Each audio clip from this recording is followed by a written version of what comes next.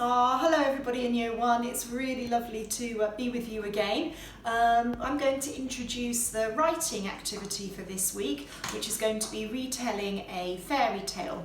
And hopefully you remember that a fairy tale is a special story where lots of weird and wonderful things happen, and there are lots and lots of them for you to choose from.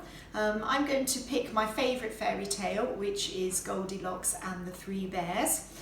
Before we begin writing, if you remember, the first job we have is to write our story plan. So if you come round and have a look, hopefully you recognise this story mountain plan. We have the beginning of the story at the bottom of the mountain, coming up to the events of the middle of the story at the top of the mountain, and then coming back down the mountain to the end of the story where everything gets sorted out. So we're going to start at the very beginning because that's a very good place to start.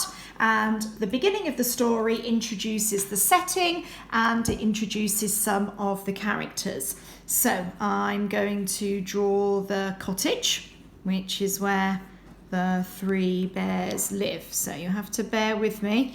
I'm just going to be drawing this very quickly. So there's the bear's cottage and it's in a woods. So I'll quickly draw some trees to show that we are in the woods. And then we need to meet the three bears, don't we? So first of all, we've got Daddy Bear. Here he is. All right. And then we'll meet Mummy Bear. Not sure what she looks like. Here she is. Here's Mummy Bear. And then we've got Baby Bear. All excited because they've decided to go out for a walk. And the reason they've gone out for a walk is that they've made some delicious porridge, haven't they? But it's too hot. So they decide to leave it to cool down and go out for a walk. Now, if you remember, we just jot down key words, don't we? So I'm going to write down woods. I'm going to write down porridge. I'm not writing full sentences, okay, because this is just the plan. Just writing down the key words. So woods, porridge, and the three bears, okay?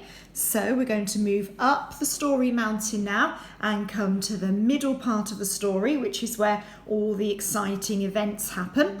And we meet another character. Here she is. We're going to meet with her long curly hair. We're going to meet Goldilocks with her rosy cheeks. Her cheeks were rosy, but Goldilocks was rather nosy, wasn't she? And she decides to go into the three bears' cottage. The first thing she sees are the three steaming hot bowls of porridge. She decides to taste them and she finds that it's Baby Bears that she finds delicious. So I'll cross that out to show that Goldilocks ate that all up.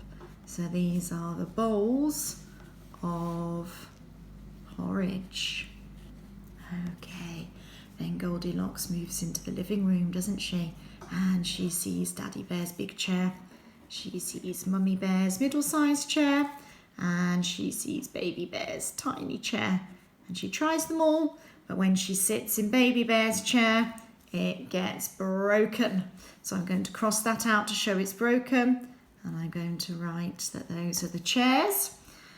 So she carries on up the stairs and she comes to the beds. She finds Daddy Bear's big bed. She finds Mummy Bear's middle-sized bed, but it's Baby Bear's little bed that she finds really comfy, and zzz, Goldilocks falls asleep. So I'm going to write the word beds and I'm going to write asleep. Okay. Oh, and I better put that this is Goldilocks, hadn't I? Goldilocks. There we go. Okay, so that's what happens in the middle of the story. I'm now going to come down the mountain to the end and The beginning of the end is when the three bears come back to their cottage after their walk, and they are not very pleased with what they find because they see that their porridge has been eaten. They see that their chairs have been sat on. There we are, and poor old baby bear is crying his eyes out because his porridge has been completely eaten, and his chair, let's do some tears for him, his chair has been completely broken. So there's his bowl of porridge and it's all gone. There's his chair and it is broken. So the bears come upstairs quietly, quietly, quietly, and there they find in baby bear's bed Goldilocks. Let's do her curly hair, and she's fast asleep. But when she hears the commotion, Daddy Bear shouting, Baby Bear crying, she leaps out of bed, runs down the stairs, she throws open the front door and runs away down the path, never to go into the woods again.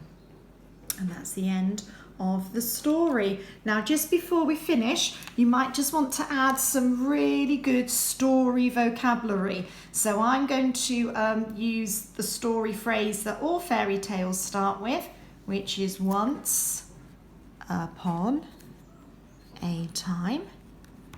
I'm also going to use my favourite story word, suddenly, which we will remember means that something exciting is about to happen. So suddenly Goldilocks comes across the three bears' cottage in the woods. And I'm also going to use the story phrase after a while, because that's when the three bears return to their cottage, but you could use a little while later or something like that. Then I'm also just going to jot down happily ever after, because that's how most fairy tales finish. So there we have it. Here's our story plan. All right, so this is your activity that you're going to do this morning or this afternoon, whenever you decide to do it. You might decide that Little Red Riding Hood is your favourite fairy tale, or maybe The Gingerbread Man, or The Three Little Pigs, or Jack and the Beanstalk. Or if you want to, you can magpie me and use Goldilocks and the Three Bears. Now, when you've done your story plan, don't lose it, keep it somewhere safe, because on Tuesday you're going to write the beginning of the story, on Wednesday you're going to write the middle part of the story, and on Thursday you're going to write the ending. So your plan will help you remember what happens in each part of the story. So good luck. I hope you really enjoy this activity, and I know that we can't wait to read and see what you've done, and hopefully you'll be able to email in your stories. Okay, take care. Lovely to see you. Bye.